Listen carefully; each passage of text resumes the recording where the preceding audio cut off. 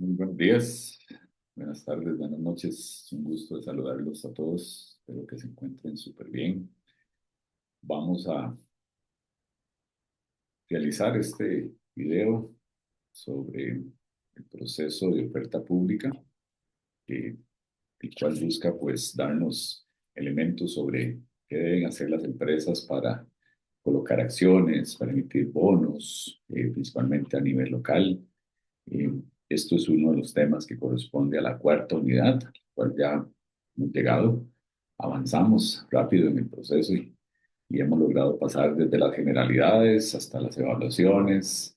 Incluso en esta ya pues última unidad vamos a conocer sobre el tema de la emisión de acciones. Pero bueno, voy a compartir con ustedes esta presentación para que podamos ir desarrollando los temas que están relacionados con este proceso de oferta pública. Antes de entrar en materia específica de oferta pública, es importante que nos ubiquemos en el contexto de las finanzas corporativas, porque cuando hablamos de finanzas corporativas es donde entramos a analizar actividades que están orientadas a la estructuración financiera y a las alternativas de inversión, tanto para empresas como también para inversionistas de carácter individual. Eh, Se ha llamado también lo que es una ingeniería financiera, que específicamente o de una forma más puntual hablaríamos de diseño de portafolios de inversión, donde pues uno de los elementos más relevantes en los diseños de portafolio pues es la definición de los objetivos. Si tenemos claros cuáles son los objetivos a donde queremos canalizar nuestros recursos, ya sea personales o lo que nos dan en administración, pues así vamos a poder estructurar de forma adecuada los portafolios en función de qué tipo de instrumento adquirir, a qué plazo adquirirlo y bajo qué parámetros de rentabilidad. Pero bueno, como decíamos, el tema de las finanzas corporativas es la parte, esa actividad que hace el intermediario. Recordemos que ese intermediario es un participante, ¿ok? Que está orientada a esa estructuración financiera y al diseño de alternativas de inversión. En el contexto de las finanzas corporativas encontramos lo que también se han denominado como operaciones complejas. ¿Ok? Operaciones complejas, básicamente porque son operaciones que requieren de un nivel de conocimiento o una especialización, mm, vamos, donde sí es más profunda, por usar un término, ya que busca protegerse, hacer actividades de protección contra variaciones en tipos de interés, en tipo de cambio, por ejemplo, ahora que vemos las variaciones en el tipo de cambio. Trabajamos con el tema de flujos monetarios, instrumentos que posponen obligaciones, dando liquidez adicional, venta, negociaciones y la transformación de expectativas de ganancias futuras en liquidez. Flujos no generados, pero con expectativas de ocurrencia. Wow, ¿y esto cómo es? Bueno, pues se tiene, por ejemplo, una empresa vende vamos a poner un ejemplo que tal vez a todos nos ubique. El equipo del Barcelona, muy conocido. Y entonces resulta que el Barcelona vende las sillas, ¿ok? Los espacios donde los aficionados pueden ir a observar los diferentes partidos del equipo. Y entonces tiene vendidas no solo las actividades de un fin de semana, sino las de actividades futuras. Entonces, con esa expectativa, como bien dice, una expectativa de ganancia futura, empieza a tener liquidez. ¿A partir de qué? A partir de lo que se llama la titularización. Toma esos flujos que están proyectados y los pone como garantías para obtener liquidez hoy sobre algo que se espera suceda mañana, pasado o mucho tiempo después. Pues ya vamos a llegar ahí ahora a hablar de titularización. Dentro de estas operaciones, eh, vamos, se tienen que llegar a dar, pues hay financiamiento en casos de difícil obtención de recursos. Eh, Tenemos también algunas otras similares, como lo que es el arrendamiento, creación de una subsidiaria que adquiera los activos y los arrienda al mismo grupo para aprovechar escudos fiscales. El tema de capital de riesgo, el venture capital, es uno de los elementos también en la parte financiera muy utilizado. No, tal vez recordemos que en esto no nos ubicamos en el contexto local, sino tratando de tener una visión también a nivel internacional. que es donde más se dan este tipo de operaciones. Todavía el leasing, el arrendamiento, sí es algo que trabajamos más en nuestro país, pero el capital de riesgo, ese venture capital, realmente sí lo trabajamos más a nivel internacional, aun cuando en Costa Rica hay normativa relacionada con temas de capital de riesgo. ¿Ok? Tenemos dentro de estas operaciones complejas también algunos que más adelante en cursos sobre derivados, donde tenemos profesionales con alto conocimiento y ojalá lleven ese curso porque van a poder aprender muchísimo del tema de derivados.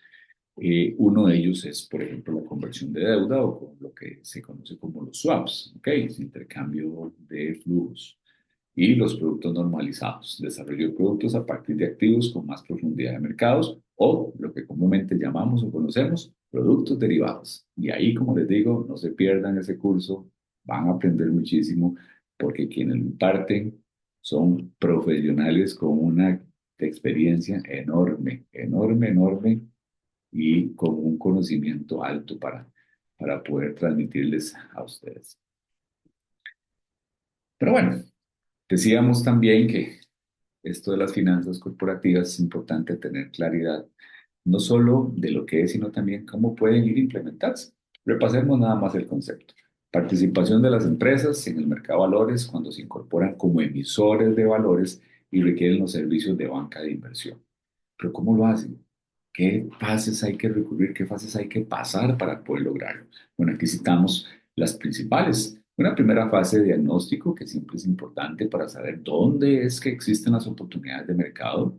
¿Ok? Hay que hacer realmente una radiografía del mercado. ¿Quiénes participan? ¿Qué están haciendo? ¿Qué tipos de tasas están pagando? ¿Cuáles son los productos de mayor movilización? Porque hay momentos oportunos para hacer este tipo de inversiones. Viene la fase de diseño. Bien, tenemos un diagnóstico. Ahora diseñemos lo que responde a ese diagnóstico. Si el mercado está absorbiendo deuda, pues entonces, y la empresa necesita recursos, saquemos deuda. Si el mercado está absorbiendo acciones y la empresa necesita recursos, pues una posibilidad es emitir acciones. ¿Ok? La fase de diseño responde a lo que se logró con la fase de diagnóstico. Viene la parte de implementación. Es el ofrecimiento, el poder hacer incluso unas presentaciones a nivel, por ejemplo, aquí en Costa Rica, a operadoras de pensiones, fondos de inversión o algún otro inversionista institucional que esté interesado en este tipo de recursos para poder llegar luego a la fase de colocación. ¿Ok? Tratando, insisto, siempre y en todo momento de lograr la colocación total de esos recursos, el éxito del 100%. Pues siempre va a haber una fase de seguimiento una vez que ya se coloquen los valores en el mercado, pues para darle precisamente esa continuidad. Dentro de esto también, en algunos mercados, y por lo menos en el nuestro, ha tratado de desarrollarse el concepto de hacedores de mercado. ¿Quiénes son los hacedores de mercado? Lo que tal vez en nuestra literatura conocemos como los market maker, ¿ok? Que es básicamente aquellos que se encargan de dar una bursatilidad a los instrumentos. ¿Qué es eso? Negociación, compras y ventas. De manera que el producto esté circulando en el mercado y eso le permita dar movimiento, nos ayuda con la generación de precios y pues por si algún inversionista necesita liquidez, ahí la puede obtener. Oferta pública en Costa Rica. ¿Qué significa oferta pública? Bueno, la oferta pública principalmente, y no solo aquí en Costa Rica, sino en cualquier parte del mundo, es un ofrecimiento expreso, implícito, que se proponga emitir, colocar, negociar o comerciar valores, ¿ok? Y se tramita por cualquier medio al público o a grupos determinados. Específicamente aquí en Costa Rica, quien regula toda la parte de oferta pública, recordemos, es la SUGEVAL, la Superintendencia General de Valores. Y para que se dé este ofrecimiento que constituye oferta pública en Costa Rica, deben darse dos características principales. Realizarse desde el territorio costarricense, independientemente del domicilio de la persona a la cual se dirige el ofrecimiento. ¿Cómo es eso? Vale, se hace la emisión aquí en Costa Rica, se promueve desde aquí en Costa Rica, aunque los compradores estén fuera de nuestras fronteras. ¿Ok? Pero también otro elemento que debe cumplirse es dirigirse a personas domiciliadas en Costa Rica con independencia del país donde se realice la oferta. ¿Ok? Son dos condiciones. También, o vienen y se colocan aquí, se dirigen a personas que están domiciliadas aquí en nuestro país, aunque la oferta venga de otro lado. Eso es oferta pública. En el tema de la emisión de valores de deuda, recordemos que la emisión de deuda hablamos de bonos. Y hablamos de bonos porque es el concepto que tenemos más, como que más escuchamos en los diarios, en las noticias, o incluso hasta en algunas películas que están relacionadas con temas del mercado de valores. Hay muy buenas películas. Pueden darse la tarea también de buscarlas y van a también a aprender mucho sobre lo que ha pasado en esos mercados desde mucho tiempo atrás. 1929 con sus recesiones y ahí para acá. Se las recomiendo, no dejen de verlas. ¿Qué es la emisión de valores de deuda? Un proceso que debe de seguir para la emisión de instrumentos de una deuda por parte de quien crea dichos valores. Tenemos dos principales emisiones de deuda. Papel comercial, que es básicamente corto plazo y que se utiliza más que todo para la parte de capital de trabajo, ¿ok? Normalmente es de tipo individualizado, y las deudas de largo plazo, ¿ok? Que comúnmente, y como lo hemos visto en otros videos, se emiten de forma seriada, con condiciones estandarizadas en qué? En plazo, en montos y en tasas de interés. En el caso de la emisión de deuda, pues se deben darse ciertas condiciones. Cuando hablamos del ROP, cuando hablamos del ROP, hablamos del Reglamento de Oferta Pública, ¿ok? Reglamento de Oferta Pública, en este contexto en el que estamos hoy desarrollando el tema, que establece que para la autorización de oferta pública, la entidad interesada o la entidad emisora debe cumplir con cuatro requisitos fundamentales. El prospecto, ¿ok? Número uno, el nivel de endeudamiento de la entidad, un detalle de los riesgos y un detalle de la suficiencia patrimonial. El prospecto es un documento donde viene toda la información de la empresa emisora y de la emisión, donde incluso se cita cuál es el nivel de endeudamiento que tiene la empresa. Se hace un análisis de los riesgos, no solo citándolos, sino también proponiendo la forma en la cual van a ser gestionados esos riesgos. Y la suficiencia patrimonial, que lo que señala la suficiencia es el análisis que se hace de la relación que hay entre el riesgo que tienen los activos de la empresa, llámese efectivos, llámese inversiones, llámese carteras de crédito, y cuánto lo sustenta o cuánto lo cubre el patrimonio que tiene la empresa. De ahí su nombre, suficiencia patrimonial. ¿Qué tan suficiente es el patrimonio para atender los riesgos residuales que tienen los activos de la empresa? ¿Y cuál es otro elemento, otras condiciones? Los mejoradores, las garantías, que comúnmente se llaman mitigadores de riesgo. ¿Como cuáles? Fideicomisos, como poner un ejemplo, seguros, algo que nosotros no utilizamos mucho en nuestro medio, pero que a nivel mundial sí se dan, ¿ok? Entonces esos elementos son condiciones fundamentales para la emisión de valores de deuda. ¿Qué pasa con la emisión de acciones? Recordemos que una cosa es deuda y la otra es acciones. Procedimiento formal mediante el cual las empresas colocan acciones entre el público inversionista por medio del mercado de valores. Toman parte en el capital y lo van y lo venden. Tenemos la OPI, así lo resumimos en la jerga bursátil. ¿Qué es la OPI? Oferta pública inicial. Es la primera vez que la empresa coloca sus acciones al público en general a través del mercado de valores. Y luego podemos tener emisiones de temporada, que corresponden a una oferta pública inicial, y las de emisiones fuera de temporada son aquellas emisiones de valores que están posteriores a la OPI. Una vez que pasa la OPI, ya las siguientes emisiones ya no son primarias, ya no es una primera vez, sino que son en temporada. ¿En temporada de qué? Cuando el mercado se considera que las puede absorber.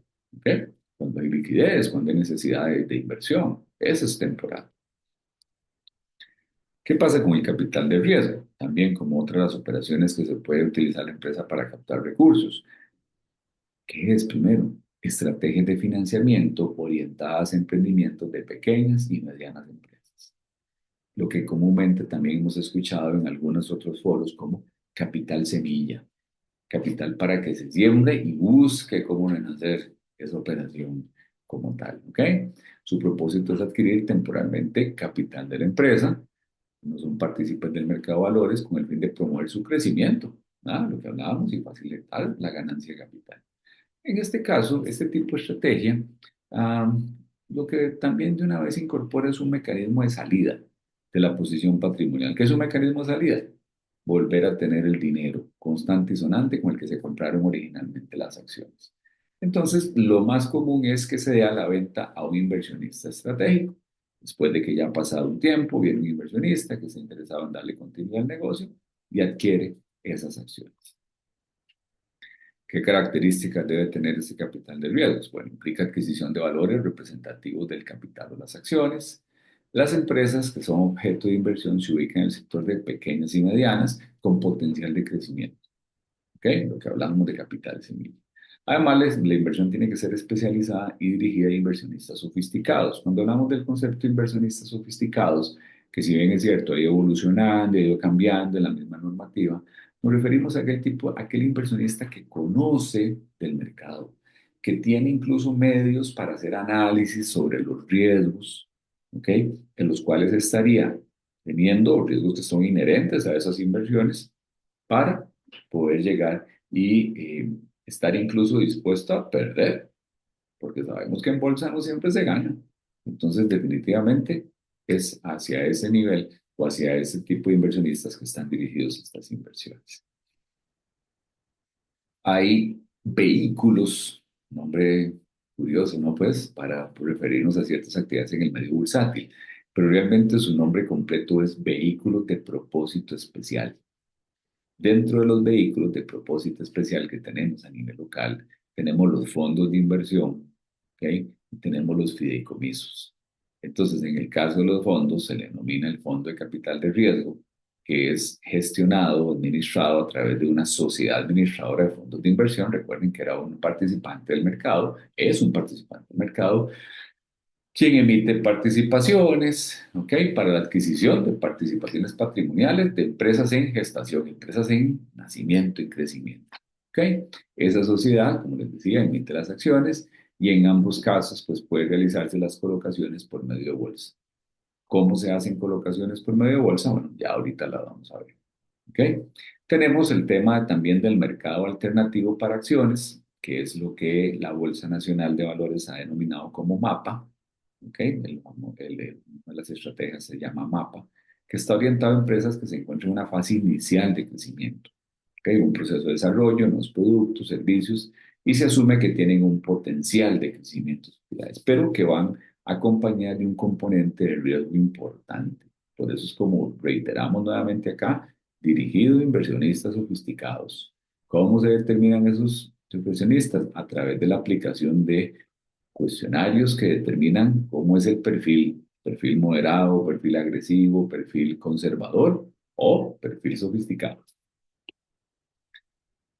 El proceso de emisión de valores puede hacerse también, no solo de carácter público, también puede haber de carácter privado. Si se hace público, debe seguirse el debido proceso que establece su GEVAL, mientras que en una emisión privada es una colocación por medio de una operación OTC. Las operaciones OTC, que su significado es over the counter, son operaciones sobre el escritorio. Nombre curioso. Bueno, son inversiones que se hacen de carácter privado, con negociaciones muy específicas, ¿ok? Negociaciones muy puntuales entre ciertos inversionistas. A eso es lo que se llaman operaciones OTC. Si la oferta se emite para cualquier inversionista interesado, adquiere los nuevos valores, se trata de una oferta pública abierta, una OPA, y se recurre a una oferta de derechos cuando los nuevos valores son ofrecidos a los accionistas actuales con el propósito de mantener las participaciones. En el acta constitutiva de las empresas se incluye en la mayoría de los casos una cláusula sobre derechos de suscripción. Los derechos de suscripción básicamente se refieren a ese derecho que tienen los accionistas actuales a ser los primeros en poder adquirir las nuevas emisiones de acciones. Si, por ejemplo, nosotros fuéramos los accionistas de una empresa y si la empresa necesita emitir más capital a través de acciones, pues entonces nosotros como accionistas actuales tenemos derecho a ser los primeros en adquirirlas. Si por alguna razón, pues económica, estratégica y demás, decidimos no las queremos, ahora entonces ya la empresa puede ir a ofrecerlas al mercado abierto. Pero primero nos las tiene que ofrecer a nosotros como accionistas actuales. Y poder llevar adelante esta suscripción. Entonces, cuando una institución realiza la formulación del método de emisión, la valoración de nuevos títulos y la venta de esos, hay diferentes tipos de suscripción. Vamos a ver, las empresas se hacen acompañar de ciertos participantes del mercado que se dedican a tener contacto con inversionistas. ¿Quiénes? Puestos de bolsa, principalmente. ¿Ok? Entonces los puestos de bolsa acceden a operadoras de pensiones o acceden a otros, entonces buscan generar contratos de suscripción. ¿Qué tipos de contratos se pueden firmar? Aquí los tenemos. Podemos tener una suscripción en firme, conocida también como underwriting, suscripción al mejor esfuerzo o eventualmente poder hacer subastas donde puede darse la subasta holandesa o la subasta americana. ¿Cuál es la más común? Las que utilizamos en nuestro país, la subasta holandesa.